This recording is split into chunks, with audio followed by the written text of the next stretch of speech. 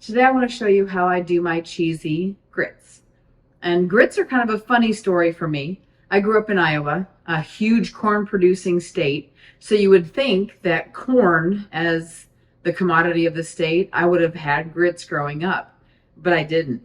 I didn't have grits until I was in South Carolina at Army Basic Training and mistakenly grabbed grits because I thought they looked similar to cream of wheat.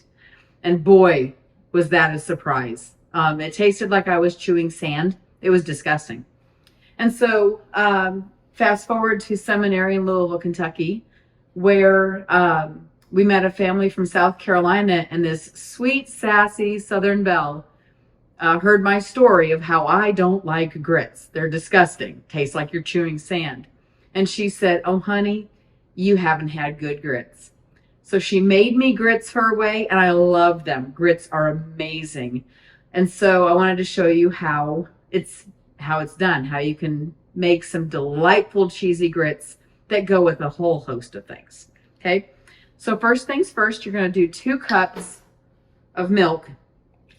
Now this is a portion that feeds my large group that enjoys eating grits. So if you're a smaller group of people, or if you want to maybe turn it into polenta, you can do it this way or just cut it back. The ratio is 4 parts liquid to 1 part grits. So you're going to see it'll be a total of 4 cups of liquid to 1 cup of grits. So I did 2 cups milk. I'm going to do 2 cups water.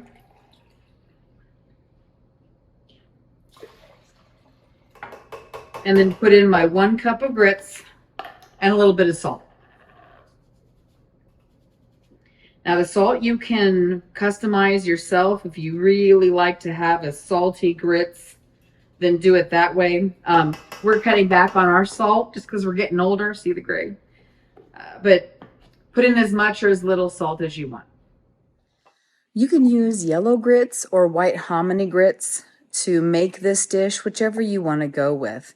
For years, we used the white hominy version, and it tastes great. It's beautiful. It's a great base for a lot of dishes. But it wasn't until I started grinding my own grains at home that I discovered that I really like stone ground yellow grits. Just a huge depth of flavor that I really enjoyed having. So that would be my recommendation. Depending on what you're making, do it your way. But yeah, either way works. So many recipes I saw for making grits have you boiling the water and then pouring grain into this boiling water. And it talks about how you've got to whisk and whisk and whisk hard to avoid any lumps. Well, I'm telling you that if you put the grits in with the cold milk water combo and just stir as it comes to temperature, you're not going to have any lumps at all. It's going to be nice and smooth and creamy, and that's what I'm doing here.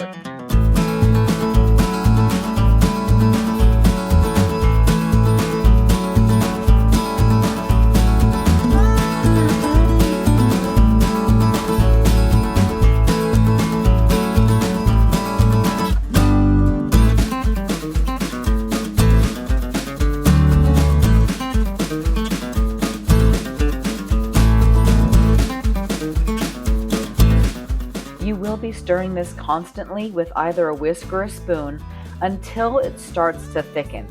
Once the grits start to thicken, you're going to go ahead and put a lid on, cover that, lower the heat to a simmer, and then you're going to, every once in a while, take the lid off, give it a little stir as it thickens and simmers. And I let this simmer for a good 15 minutes.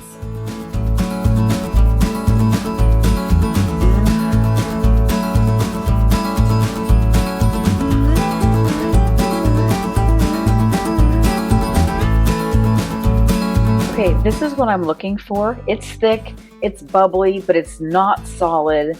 This is ready to go. I need to toss my butter in and whisk that in.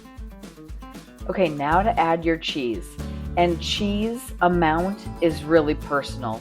My people love cheese, so I'm a little heavy-handed when I'm tossing cheese into my cheesy grits. When I'm making grits for myself for breakfast in the morning, I don't add any cheese because I like the grits to just stand on their own 2 feet and just be a nice base for my egg and my avocado. So again, the cheese amount's going to be your choice. Make sure that you whisk and stir it in really well. And there you have it. Your grits are ready to be a base for whatever you want or a side dish for any meal. Hope you enjoy. Thanks for watching.